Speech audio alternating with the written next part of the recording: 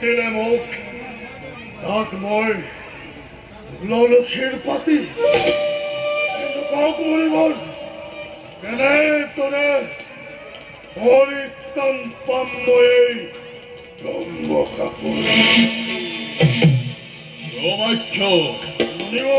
যদিও বা ক্ৰোধৰ বশৱৰ্তী হৈ মই তোমাক দিলো ব্ৰহ্ম তথাপি শুনা ধ্ৰুবাক্ষ তোমাৰ এই নতুন ৰূপ তোলাচল জগতত হব খ্যাতিমান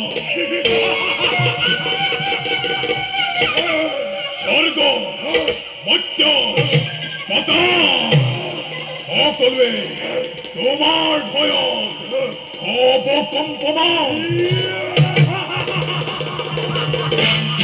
নাগ নৰ ৰক্ষ যক্ষ দেৱ দেৱী মুখ পক্ষী আৰু হততে তোমাৰ মৃত্যু নহব